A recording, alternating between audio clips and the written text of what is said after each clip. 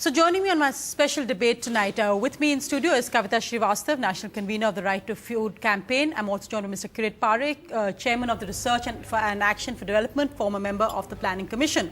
I'm also joined by Tarun Das, former Chief Mentor of the CBII, Lord Meghnad Desai of the House of Lords, Professor Emeritus at the London School of Economics, Mr. N.K. Singh, Rajya Sabha MP of the Janata Dal United, and of course a former Revenue Secretary as well, and Shekhar Gupta, Editor-in-Chief of the Indian Express. Thank you all very much for joining me tonight. Mr. Parekh, let me begin with you by asking the right to food bill. Is this something that India needs at this point? Is this something which you had referred to in your article as a grain drain? Are you worried about this bill or do you welcome it? No, I'm certainly for food subsidy. I would be against fuel subsidy for that matter. I have said it a number of times.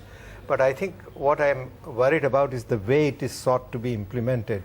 I think there will be huge questions that one can raise about the effectiveness of being able to target people, to identify and then give them food.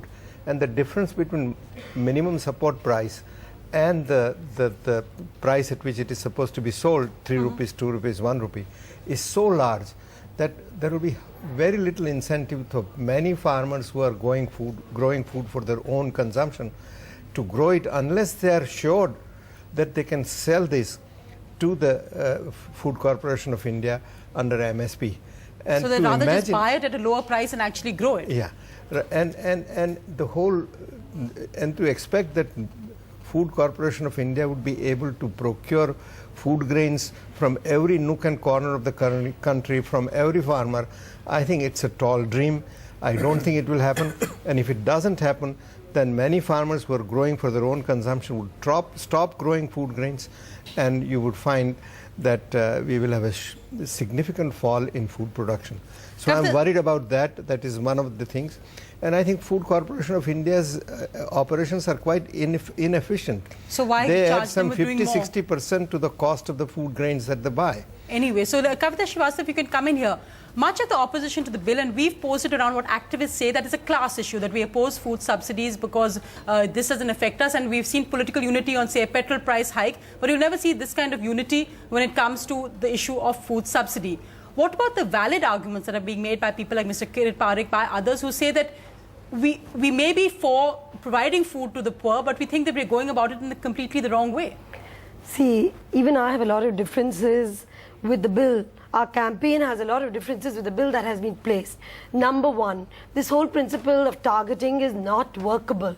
15 years of targeting has shown such high exclusion errors. So we had talked of a kind of universal, near universalization model where you ensure that everybody gets the food by right, so therefore nobody is excluded. And when you have exclusion, it's the poor that get excluded. So number one, we think that the framework in which it has gone, the framework of targeting, is highly problematic, and definitely it may not necessarily reach the poor. So we feel that at least whenever it is pushed in, the Standing Committee must change this principle. Secondly, regarding the cost, see, I think it's really very worrying when economists, instead of finding a way out and honestly look for ways in which India gets over its hunger and malnutrition problem. Look at the way, where do we stand today when it comes to the global hunger indices or any other indices. Right. So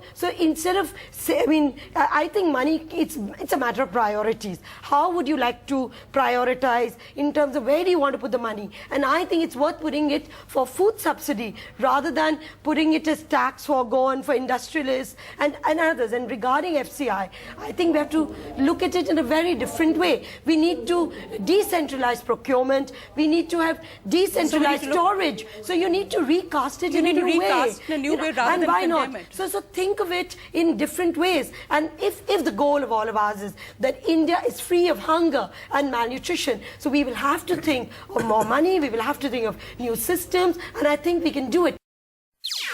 NDTV's cricket app, Android and iPhone, fastest scorecard, special analysis, and much more. Download free. ndtv.com/apps.